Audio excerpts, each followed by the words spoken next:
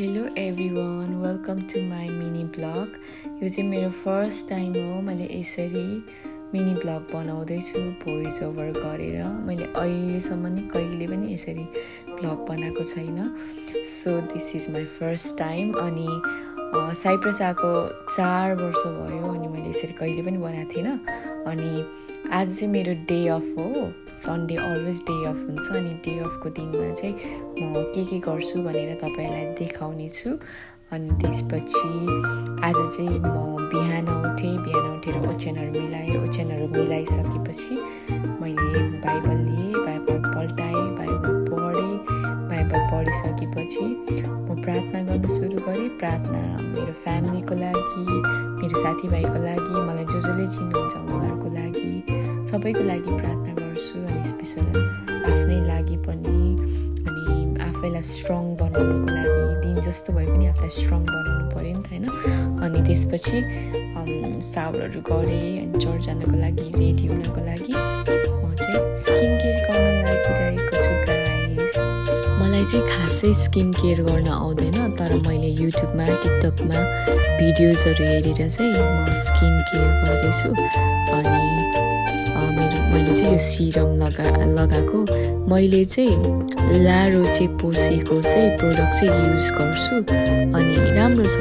अनि मेरो स्किन चाहिँ पहिला नेपालबाट आउँदा चाहिँ बेबी फेस थियो, पछि आफ्टर 1 इयर भइसकेपछि चाहिँ मेरो फेसमा अब गर्मीको कारणले गर्दाखेरि एकदम धेरै काम गर्नु परेको कारणले धेरै दागहरू आउन सुरु हुन थाल्यो। सो त्यसैले चाहिँ मैले यो युज गरेको अनि यो चाहिँ एकदमै राम्रो लाग्छ मलाई। जस मेरो दागहरू चाहिँ मैले युज गरेको अब जस टनै भयो। जस मेरो चाहिँ स्टार्टिङ चाहिँ यो मेरो निधारबाट भएको थियो अनि अहिले चाहिँ मेरो यो युज गरेकोदेखि चाहिँ मेरो यो स्किन केयर युज गरेकोदेखि चाहिँ मेरो हराउँदै गएको छ, सबै राम्रो भइरहेको छ, क्लिन छ स्किन।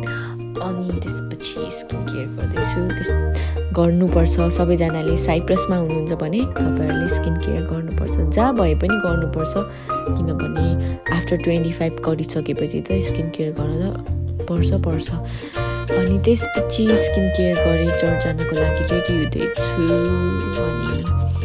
अनि ज्युस म यो साइप्रस आएको नि 4 वर्ष भयो अनि 4 वर्षमा मैले धेरै कुराहरू गर्न सिकेँ। स्किन केयर मात्र होइन, धेरै कामहरू, धेरै कुराहरू गर्न सिकेको छु। अनि ज्युस धेरै कुरा सिकेर म खुसी छु।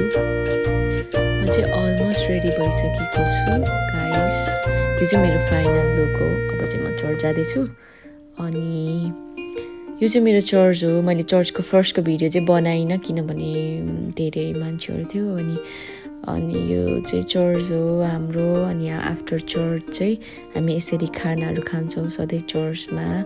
अनि यो चाहिँ हाम्रो खाना हो। अनि उहाँ चाहिँ मेरो साथी मिना हुनुहुन्छ, अनि उहाँ चाहिँ मेरो साथी एलिना हुनुहुन्छ। अब चाहिँ आफ्टर चर्च चाहिँ अब मोलोसमा गएर हामी चाहिँ एउटा क्याफेमा बसेर चाहिँ हामी क्यापिचिनो कफी पिउँदै हामी गफ गर्दै थियौँ, दिनहरू कस्तो भयो, आज के सिक्यो भनेर। अनि मैले चाहिँ मेरो साथीलाई भन्दै थिएँ आज चाहिँ म मिनी ब्लग बनाउँछु है भनेर भन्दै थिएँ, भिडियो बनाऊँ न भनेर भन्दै थिएँ। सो हामीले मिनी ब्लग पनि बनायौँ। अनि सो हामी चाहिँ गफ गर्दै थियौँ अनि एक दुसरालाई इन्करेज पनि गर्दै थियौँ, कस्तो भयो दिनहरू, कसरी दिनहरू बित्यो भनेर चाहिँ हामी कुराहरू गर्दै थियौँ। जस हामी एभ्री टाइम यसरी नै सन्डे चाहिँ हामी आफ्टर चर्च पछि चाहिँ क्याफेमा जान्छौँ, कफी खान्छौँ अनि एक दुसरालाई इन्करेज गर्छौँ, बस्छौँ, त्यही हो। अनि जस रमाइलो भयो आजको दिन। अनि यही हो चाहिँ क्याफेको बाहिर बसेर चाहिँ हामी कफी पिउँदै थियौँ गाइस। हाम्रो साथमा चाहिँ म मात्र होइन, हाम्रो साथमा चाहिँ शान्ति दिदी अनि त्यसपछि मिना हुनुहुन्थ्यो। त्यसपछि हामी त्यहाँबाट निस्केर गयौँ। अनि नोभेम्बर हो नि त, अनि क्रिसमसको लागि डेकोरेसन चाहिँ स्टार्ट भइसक्यो साइप्रसमा गाइस। अनि त्यसपछि हामी जारामा छिर्यौँ। जारामा म ब्याग किन्छु भनेको तर मैले भनेको जस्तो ब्याग पाइनँ। त्यसपछि फेरि त्यहाँबाट हामी निक्ल्यौँ। त्यसपछि जाराबाट निस्किएपछि अब हामी फेरि अर्को सपतिर हामी जाँदैछौँ।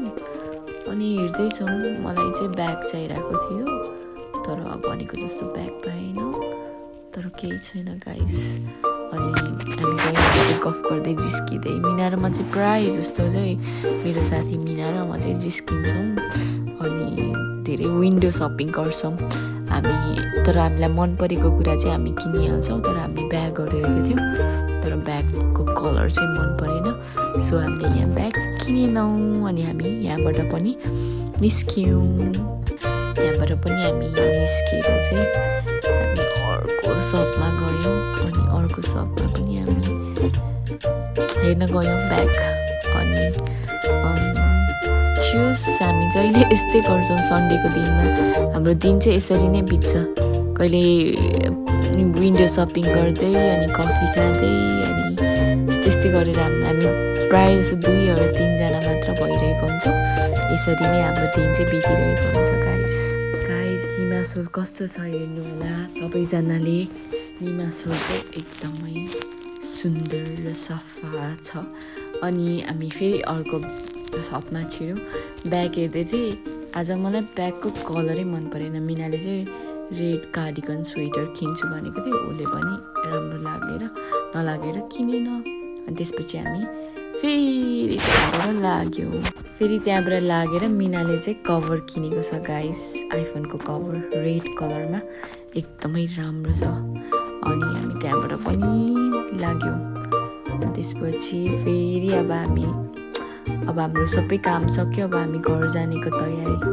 6 बजिसक्यो अनि सो हामी घर जानको लागि तयारी भएर नि हामी गफ गर्दै हिँडिरहेको छौँ घर जाने ल अब भन्दै सो हामी घर जान लागेको छौँ अनि उहाँ चाहिँ शान्ति दिदी हुनुहुन्छ उहाँ चाहिँ मेन हो हाम्रो भिडियो बनाउनु हुने दिदी हामी अगाडि हिँड्ने उहाँ चाहिँ हाम्रो भिडियो बनाउनु हुने दिदी हुनुहुन्छ अनि यो चाहिँ म हो गाइस त्यसपछि अनि हामी घर आयौँ यो चाहिँ मेरो घर गाइस यो चाहिँ मेरो अपार्टमेन्ट हो अनि त्यसपछि अनि मलाई भोक लाग्यो गाइस अनि म भोक लागेर चाहिँ यहाँ फ्रिजबाट चाहिँ मैले ल्याम्ब कबाब चिकेर माइक्रोवेभमा तताएर चाहिँ मैले खाना लागेको छु अब पकाइरहेको टाइम हुँदैन अनि अब थाकिरहेको छु झ्याउ लाग्छ सो पकाइनँ अनि यही खानु लागेको छु अनि योसँग काँक्रो पनि खानु लागेको छु क्युकम्बर सो मैले खानु लागेको छु अनि त्यसपछि म यो खाइसकेपछि मेरो रुममा आएँ मेरो रुम हेर्नु होला